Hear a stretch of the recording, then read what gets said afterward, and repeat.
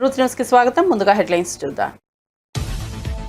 కుప్పం పర్యటనలో ఉన్న చంద్రబాబు ప్రసన్న తిరుపతి గంగమ్మ జాతరలో పాల్గొన్న చంద్రబాబు దంపతులు అమ్మవారి విశ్వరూప దర్శనం చేసుకున్న బాబు భువనేశ్వరి.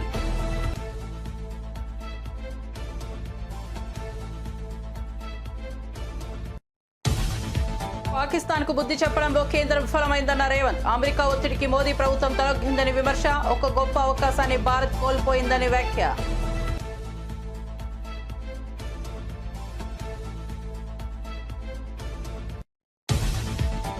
కేసీఆర్ కు కాళేశ్వరం కమిషన్ నోటీసులపై కేటీఆర్ రియాక్షన్. నోటీసులు ఎన్ని ఇచ్చినా ధైర్యంగా ఎదుర్కొంటామన్న కేటీఆర్. కాంగ్రెస్ బీజేపీ నాటకంలో భాగంగానే కేసీఆర్ కు నోటీసులు వచ్చాయని వ్యాఖ్య.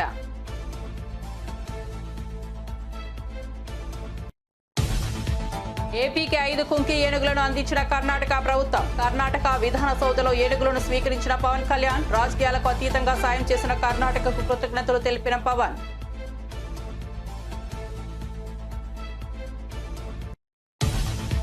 జూన్ 21న విశాఖకు ప్రధాని మోదీ. అంతర్జాతీయ యోగా దినోత్సవంలో పాల్గొనున్న ప్రధాని. సాగర్ తీరంలో ఏర్పాట్లపై హోంమంత్రి అయితే సమీక్ష. అధికారులతో కలిసి భద్రతా ఏర్పాట్ల పరిశీలన. సమన్వయంతో పనిచేయాలని ఆదేశం. తెలంగాణలో 5 రోజులు భారీ వర్షాలు. వారం ముందుగానే కేరళ తీరానికి నైరుతి రుతుపవనాలు. హైదరాబాద్ లో కుండపోత వర్షం. జిల్లాలో కూడా మోస్తరు నుంచి భారీ వర్షం.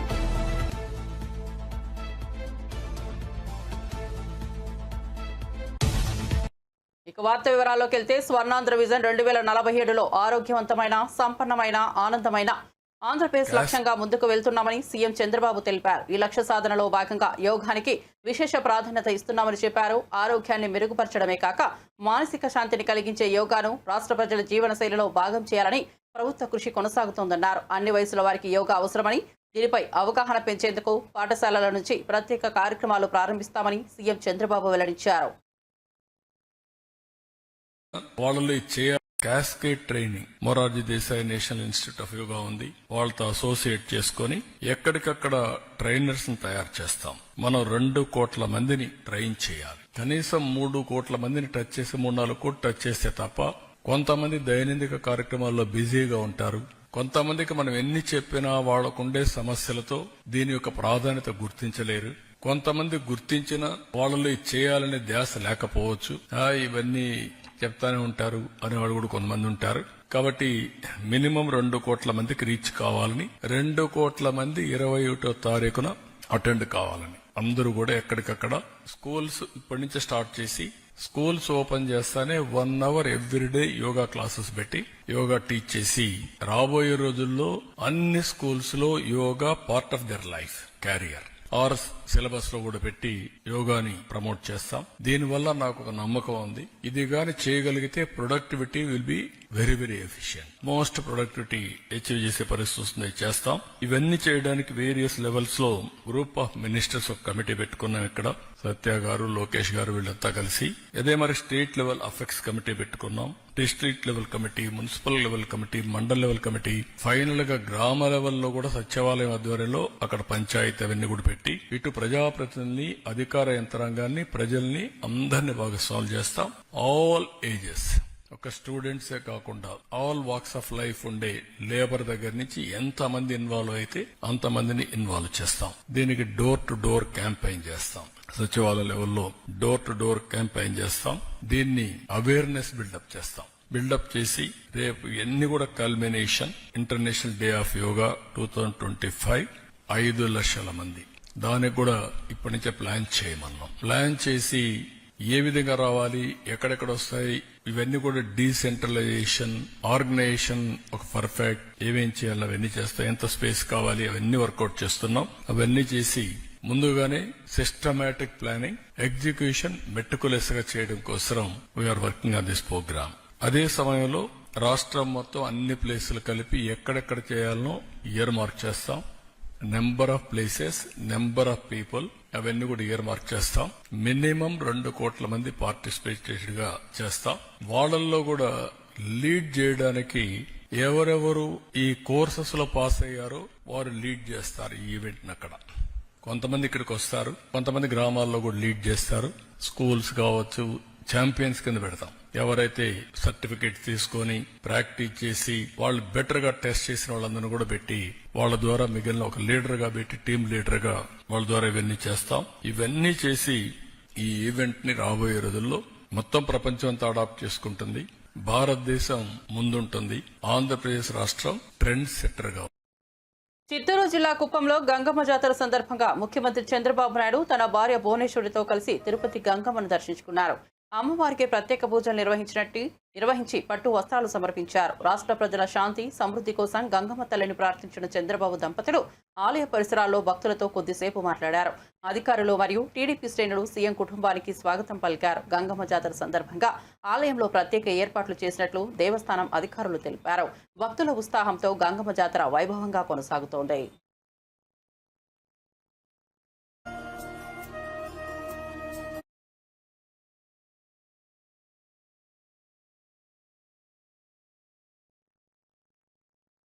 ఏపీ ఏజెన్సీ ప్రాంతంలో ఏనుగుల అల్లర్లు పెరుగుతుండడంపై డిప్యూటీ సీఎం పవన్ కళ్యాణ్ స్పందించారు. గ్రామాల్లోకి చొరబడి పంటలను నాశనం చేస్తున్న ఏనుగులు అడ్డు వచ్చిన ప్రజలపై దాడి చేస్తుండడం తీవ్ర ఆందోళన కలిగిస్తోంది. ఈ పరిస్థితిని కట్టడి చేయాలంటే కుంకి ఏనుగులను రంగంలోకి దించాలని పవన్ కళ్యాణ్ నిర్ణయించారు. అటవీ శాఖతో చర్చించి త్వరలోనే కుంకి ఏనుగులను ఏజెన్సీ ప్రాంతాల్లో మోహరించనున్నట్లు అధికార వర్గాలు వెల్లడించాయి. ప్రజల ప్రాణాలు, ఆస్తి, పంటల రక్షణ కోసం ఈ చర్య తీసుకుంటున్నట్లు పవన్ తెలిపారు. And the relationship between Karnataka and Andhra. Okay, sir.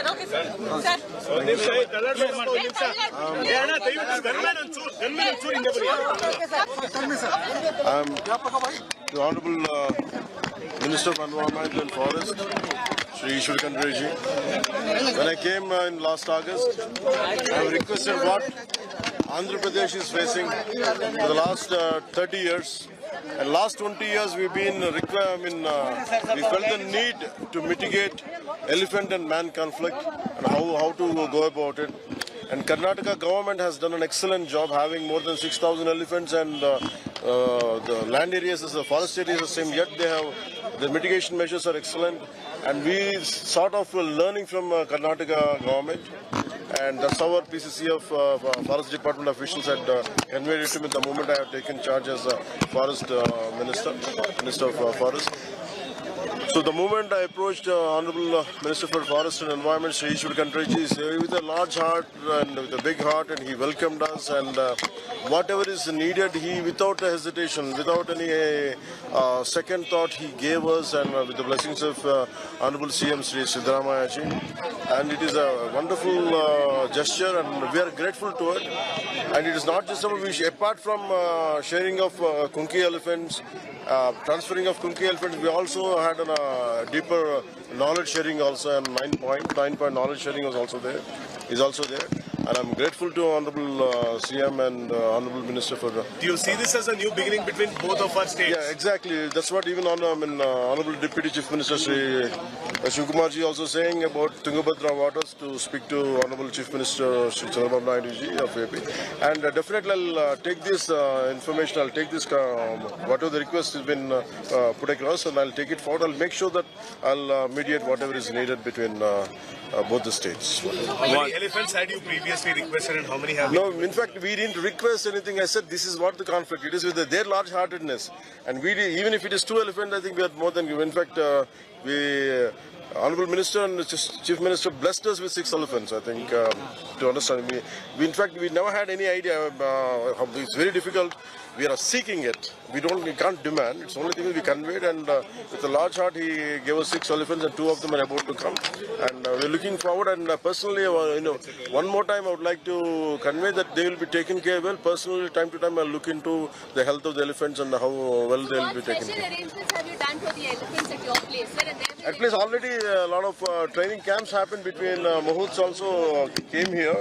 It's been happening for a long time, because before transferring of elephants, Mahoots should be trained. I think around 25 to 25 Mahoots have been trained already, and a lot of camps have been set up already. And that's what in fact we had 2 Kunki elephants which have become old. Sorry? We had 2 Kunki elephants. We have 2 Kunki elephants, but they have become old. They don't have the energy. That's why we sought for. This will be partly in Chittoor and partly in North Coastal Andhra. Telangana సచివాలయంలో భారతరత్న మాజీ ప్రధాని రాజీవ్ గాంధీ వర్ధంతిని పురస్కరించుకుని CM Revanth Reddy ఘనంగా నివాళులర్పించారు. ఆయన విగ్రహానికి పూలమాలలు వేసి స్మరణ కట్టారి నిర్వహించారు. రాజీవ్ గాంధీ దేశానికి అందించిన సేవలను ఈ సందర్భంగా సీఎం రేవంత్ గుర్తు చేశారు. ఐటీ విప్లవానికి బాటలు వేసిన దూరదృష్టి ఉన్న నాయకుడికి రాజీవ్ అని కొనియాడారు. కార్యక్రమంలో పలువురు మంత్రి, అధికారులు పాల్గొన్నారు.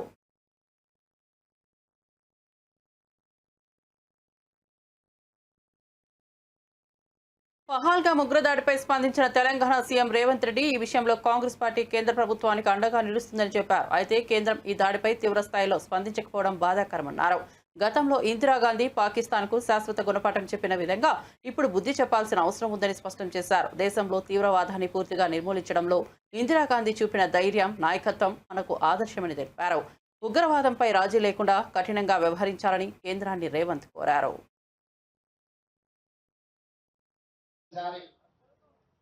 దేశ విభజన సమయంలో ప్రాణాలు అర్పించిన మహాత్మా గాంధీ గారిని గుర్తు చేసుకోవాలి.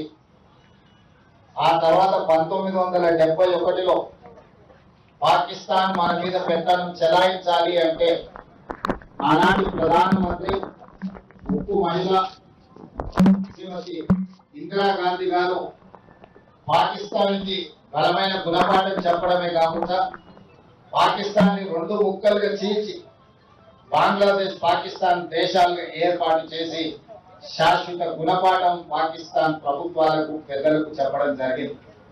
ఈ రోజు కూడా దాదాపుగా 54 సంవత్సరాల తర్వాత కూడా ఈ దేశంలో తీవ్రవాద అంశం ప్రస్తావనకు వచ్చిన ఈ దేశం మీద పక్క దేశాలు దాడి చెయ్యాలనుకున్నప్పుడు తీవ్రవాదుల ముసుగులో, అంతర్జాతీయ ఉగ్రవాదుల ముసుగులో ఈ దేశ పౌరుల మీద దాడి చేసినప్పుడు వాళ్ళని నిర్మూలించడంలో శ్రీమతి ఇందిరాగాంధీ గారే మనకు ఆదర్శం.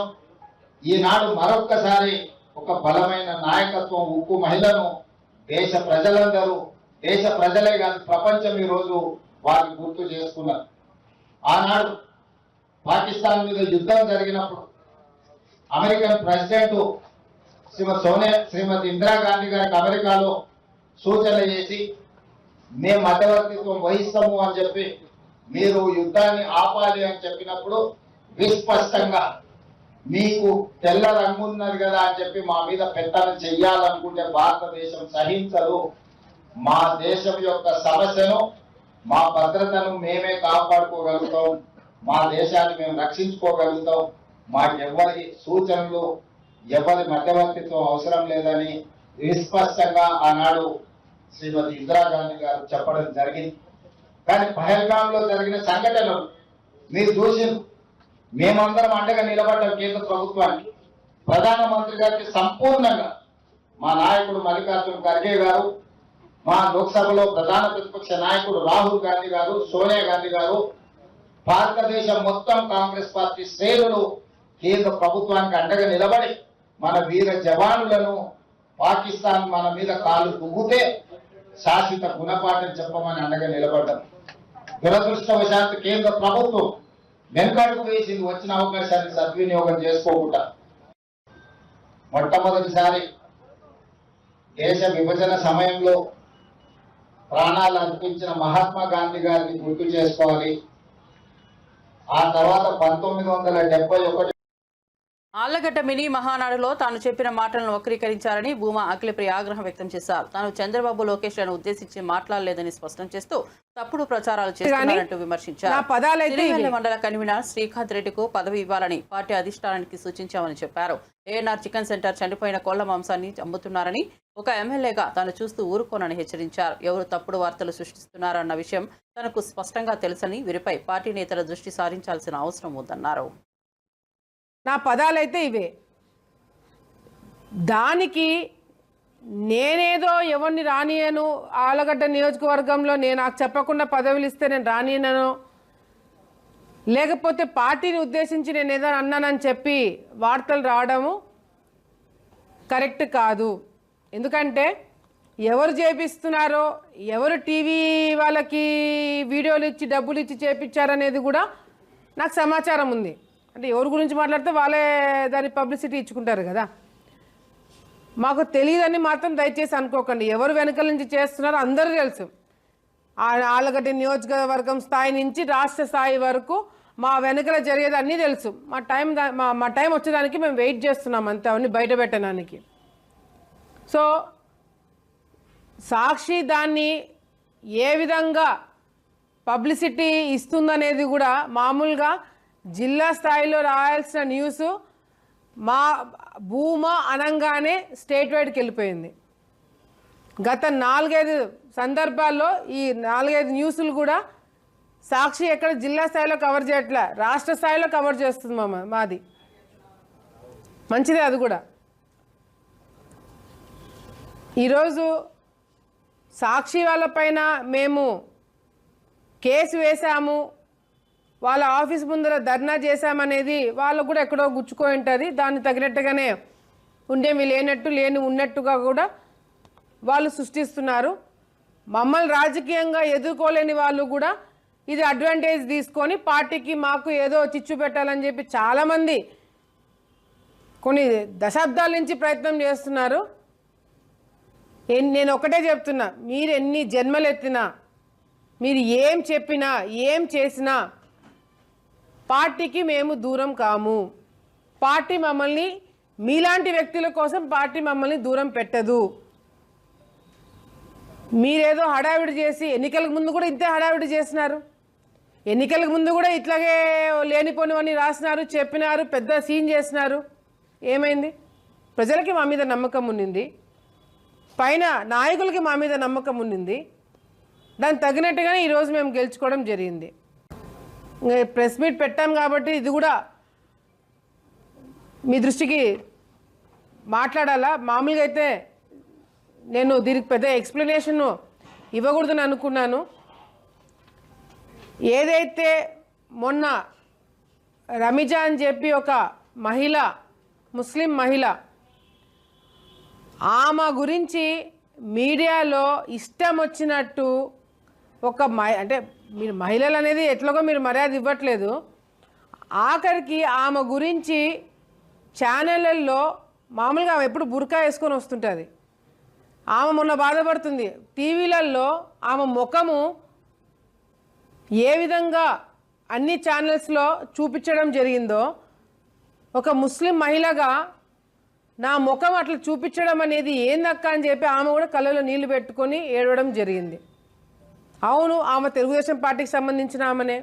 మొన్న ఏదో ఆడియో లీక్ అయింది అని చెప్పి, ఏంది ఆడియో లీక్? దాంట్లో మామూలుగా వ్యాపారాలు చేసుకున్న వాళ్ళు గట్టిగా మాట్లాడుకుంటారో, మెల్లిగా మాట్లాడుకుంటారో, బుజ్జగించుకుంటారో, ఏం చేసుకుంటారో వాళ్ళు వ్యాపారాలు చేసుకున్న వాళ్ళు మాటలు. దానికి తెలుగుదేశం పార్టీకి ఏం సంబంధము? దానికి మాకేం సంబంధము? ఎక్కడైనా ఆ ఆడియోలో తెలుగుదేశం పార్టీ గురించి కానీ లేదా నా పేరు తీసుకొని నాకు వాళ్ళ అండ ఉంది, నేను పలానా వ్యక్తిని, పలానా పార్టీకి సంబంధించిన వ్యక్తిని నేను, పలానా ఎమ్మెల్యేకి సంబంధించిన నేను ఆ వ్యక్తిని అని చెప్పి ఎక్కడైనా ఆ ఆడియోలో బెదిరించడము ఎక్కడైనా చూసినారా? ఒక మహిళ గట్టిగా మాట్లాడితేనే బెదిరింపా? ఒక మహిళ గట్టిగా మాట్లాడితేనే మీరు, కానీ నా పదాలైతే ఇవే. దానికి అనంతపురంలో టీడీపీ ఎమ్మెల్యేల దౌర్జన్య తీవ్రంగా ఖండిస్తున్నామని వైఎస్ఆర్సీపీ పంచాయతీరాజ్ విభాగం రాష్ట్ర అధ్యక్షుడు వెన్నపూస రవీంద్రారెడ్డి తెలిపారు. అనుమతి లేకుండా జెడ్పీ చైర్మన్ బోగు గిరిజమ్మ ఛాంబర్లోకి ఎమ్మెల్యేలు ప్రవేశించడాన్ని ఆయన తప్పుపట్టారు. ప్రజా సమస్యలపై ముసలి కన్నీరు కారుస్తున్న టీడీపీకి చంద్రబాబు ఫోటోపై ఉన్న శ్రద్ధ సూపర్ 6 హామీల అమలులో కనిపించడం లేదని విమర్శించారు. జెడ్పీ సీఈఓ రామచంద్రారెడ్డిపై ఎమ్మెల్యేల దౌర్జన్యం సరైనది కాదన్నారు. ప్రజాప్రతినిధులు, ప్రజా సంస్థలను గౌరవించాల్సిన బాధ్యత ఉందని స్పష్టం చేశారు. అధికారిక వ్యవస్థపై దాడులకు టీడీపీ పాల్పడడం బాధాకరమన్నారు. అనంతపురం మడక్సిర శాసనసభ్యులు 3 ఈరోజు జిల్లా పరిషత్కు 11:30కు వచ్చి 11:30కు సమావేశానికి వచ్చి అక్కడి నుండి నేరుగా జిల్లా పరిషత్ చైర్మన్ ఛాంబర్కి వెళ్ళి ఒక బీసీ మహిళ, వైఎస్ఆర్ కాంగ్రెస్ పార్టీ నుంచి ఎన్నికైనటువంటి మహిళ జిల్లా పరిషత్ చైర్మన్గా కొనసాగుతుంటే ఆమె అనుమతి లేకుండా ఆమె ఛాంబర్లోకి వెళ్ళి అక్కడ జగన్మోహన్ రెడ్డి గారి ఫోటో ఎందుకు పెట్టిందని చెప్పి నానా యాగి చేసి ఈరోజు వీళ్ళేనా ఎమ్మెల్యేలు అంటే ఇట్లాంటి వాళ్ళనే ఎన్నుకునింది అని చెప్పి ప్రజలందరూ కూడా ఆశ్చర్యపోయేటువంటి పద్ధతిలో, దిగజారినటువంటి పద్ధతిలో ప్రవర్తిస్తూ జగన్మోహన్ రెడ్డి గారి ఫోటోని తీసేయండి, బయటేయండి అని చెప్పేసి నానా బీభత్సం సృష్టించడం జరిగింది. అయ్యా, మీరు ఈరోజు పబ్లిసిటీ కోసం వచ్చారా, లేదంటే ఈ జిల్లా ప్రజల సమస్యల పరిష్కారానికి ఈ రాష్ట్ర ప్రభుత్వం ఏం చేయాలా, కేంద్ర ప్రభుత్వం నుంచి ఏం తీసుకురావాలా, ఈ జిల్లా ప్రజలకు ఎట్లా న్యాయం చేయాలా అని చెప్పి ఆలోచన చేయడం కోసం వచ్చారా, కేవలం పబ్లిసిటీ కోసం వచ్చారా? తెలుగుదేశం పార్టీ స్టాండ్ ఏంది అని చెప్పి ఈ సందర్భంగా నేను అడుగుతా ఉన్నా.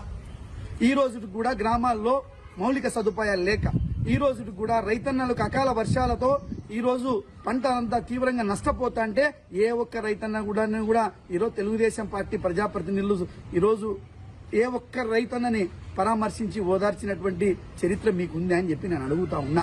లేదు, కనీసం కింద పైన కేంద్రంలో రాష్ట్రంలో మీరే ఉన్నారు కదా, మరి ఈ రైతన్నలకు నష్టపోయినటువంటి వాళ్ళకి ఎక్కడైనా హెక్టార్కో లేకపోతే ఎకరానికో ఇదిగో ఇంత ఆర్థిక మొత్తం మేము సాయం చేస్తాం, ఈ రైతన్న కుటుంబాలని మేము నిలబెడతామని చెప్పి ఎక్కడైనా ఒక్క కుటుంబానికి మీరు అండాదండాగా నిలబడినటువంటి చరిత్ర మీకుంది అని చెప్పి అడుగుతా ఉన్నా.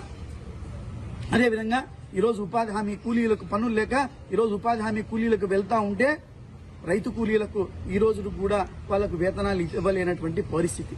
దీని మీద మీరు మాట్లాడగలుగుతారా? ఈరోజు ఆర్డీటీ ఈ రోజుకి రెన్యువల్ కాక ఈరోజు లక్షలాది మందికి సహాయ సహకారాలు అందించేటువంటి ఆర్డీటీని గొంతుకొస్తా ఉంటే ఈరోజు జిల్లా పరిషత్ సమావేశంలో ప్రశ్నించడానికి, అడగడానికి, తీర్మానం చేయడానికి మీకు మనస్సు అంగీకరించలేకపోయింది అని చెప్పి ఈ సందర్భంగా నేను అడుగుతా ఉన్నా. నిన్న చిలమత్తూరులో మీ సాక్షాత్ ఎంపీడీఓ ప్రభుత్వ అధికారి తెలుగుదేశం పార్టీ నాయకులు, మీ పార్టీ నాయకులే దాదాపు 1,60,00,000 రూపాయలు తెలుగుదేశం పార్టీ నాయకులు ఊడ్చేసుకున్నారు, దోచేసుకున్నారు. ఈ గ్రామాలను ఎట్లా డెవలప్ చేయాలని చెప్పి వాపోతా ఉంటే ఈ రోజు ఆ యొక్క అవినీతి పట్ల ఎందుకు ఈ రోజు మీరు ప్రశ్నించలేకపోతా ఉన్నారు అని చెప్పి ఈ సందర్భంగా నేను అడుగుతా ఉన్నా.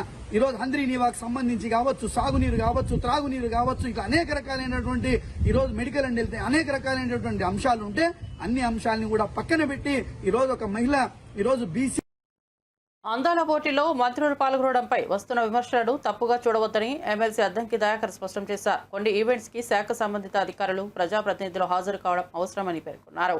బీజేపీ, బీఆర్ఎస్ నేతల విమర్శలకు ఊతమిచ్చేలా నారాయణ చేస్తున్న వ్యాఖ్యలు సముచితమైనవని అభిప్రాయపడ్డారు. తెలంగాణ సంస్కృతి సంప్రదాయాలను ప్రపంచానికి తెలియజేయడంలో అందాల పోటీలు ఒక వేదికగా మారుతున్నాయని తెలిపారు. ఈ విధమైన కార్యక్రమాలను విమర్శించడానికి బదులు వాటి ద్వారా రాష్ట్రానికి వచ్చే గుర్తింపును గమనించాలని సూచించారు. విమర్శలు కాదు, ప్రోత్సాహమే అవసరమన్నారు.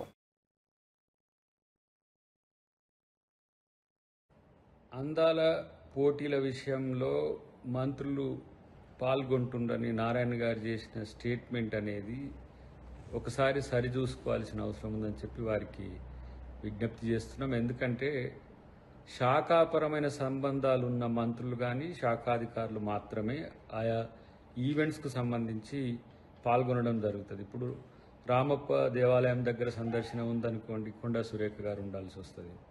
ఇతరత్ర పర్యాటక సంబంధించిన అంశాలు వచ్చినప్పుడు వారు జూపల్లి గారు ఉండాల్సి వస్తుంది. ఇంకా ఏవైనా అలాంటి సందర్భాల్లో మంత్రులు వాళ్ళ యొక్క ప్రజెన్స్ అవసరం ఉంటూనే ఉంటారు తప్పితే అందాల పోటీల చుట్టూ తిరగాల్సిన అవసరం లేదు. శాఖాపరమైన అంశాలు చాలా ఉన్నాయి. అటు సరస్వతి పుష్కరాలే కాకుండా ఇతరత్ర ఏవైతే ప్రభుత్వ కార్యక్రమాలు ఉన్నాయో వాటికి సంబంధించి పర్యవేక్షణలో ఉన్నారు. అటు ఒరిజినల్ సిటీలో జరిగిన విషాదం వైపు కొంతమంది మంత్రులు ఉంటున్న పరిస్థితిని గమనించాల్సిన అవసరం ఉంది. బీజేపీ, బీఆర్ఎస్ నాయకులు చేసే స్టేట్మెంట్స్కు ఊతమిచ్చేటట్టుగా నారాయణ గారి స్టేట్మెంట్ ఉందనేది అంశం గమనించాలి.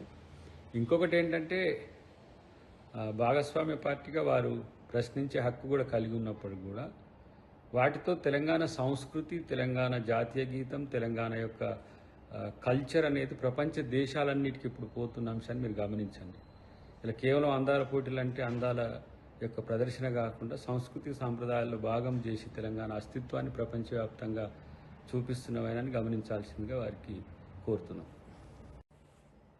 అందాల పోటీల విషయంలో మంత్రులు పాల్గొంటుండని నారాయణ గారు చేసిన స్టేట్మెంట్ అనేది ఒకసారి సరిచూసుకోవాల్సిన అవసరం ఉందని చెప్పి వారికి విజ్ఞప్తి చేస్తున్నాం. ఎందుకు పార్వతీపురం మన్యం జిల్లా సాలూరు పట్టణంలో జరుగుతున్న శ్రీ శ్రీ శ్రీ శ్యామలాంబ అమ్మవారి వార్షిక జాతర వేడుకల్లో భాగంగా నిర్వహించిన సిరిమాను ఊరేగింపు కార్యక్రమం గ్రాండ్గా సాగింది. 5 లక్షల మందికి పైగా భక్తులు ఇందులో పాల్గొని అమ్మవారి కరుణా కటాక్షాన్ని కోరుకున్నారు. ఊరేగింపు సమయంలో ఆలయ ప్రాంగణం భక్తులతో నిండిపోయింది. శక్తి స్వరూపిణిగా శ్యామలాంబ తల్లి తేజస్సుతో భక్తులు మంత్రముగ్ధులయ్యారు. పోలీసులు, వాలంటీర్లు భద్రతా ఏర్పాట్లు పగడ్బందీగా నిర్వహించారు. స్థానికుల సహకారంతో కార్యక్రమం శాంతియుతంగా పూర్తయింది.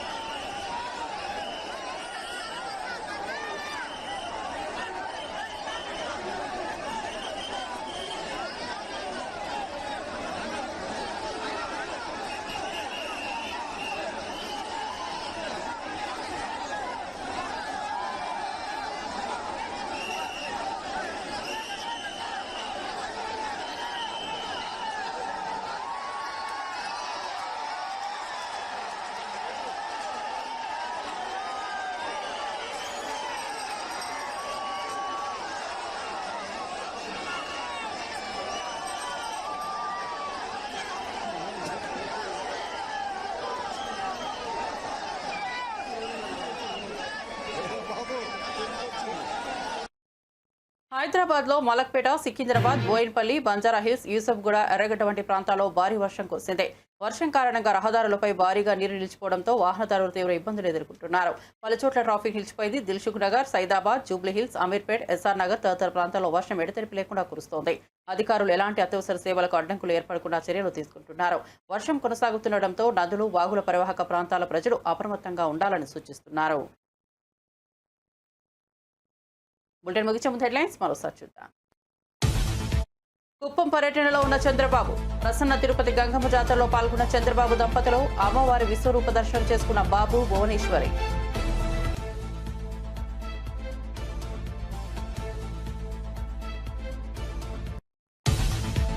పాకిస్తాన్ కు బుద్ధి చెప్పడంలో కేంద్రం విఫలమైందన్న రేవంత్ రెడ్డి. అమెరికా ఒత్తిడికి మోదీ ప్రభుత్వం తలగ్గుందని విమర్శ. ఒక గొప్ప అవకాశాన్ని భారత్ కోల్పోయిందని వ్యాఖ్య.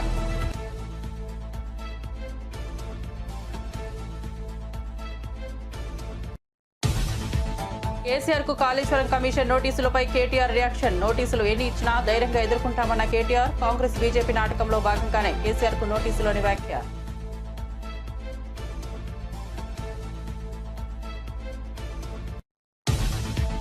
ఏపీకి 5 కుంకి ఏనుగులను అందించిన కర్ణాటక ప్రభుత్వం. కర్ణాటక విధాన సౌధలో ఏనుగులను స్వీకరించిన పవన్ కళ్యాణ్. రాజకీయాలకు అతీతంగా సాయం చేసిన కర్ణాటకకు కృతజ్ఞతలు తెలిపిన పవన్.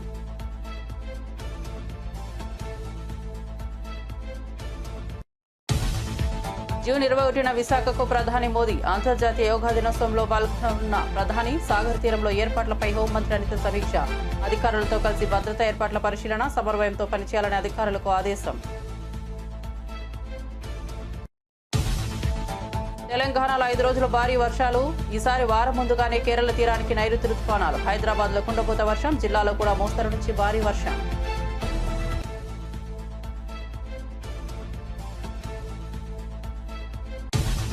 మరిన్ని అప్డేట్స్ కోసం చూస్తూనే ఉండండి ట్రూత్ న్యూస్.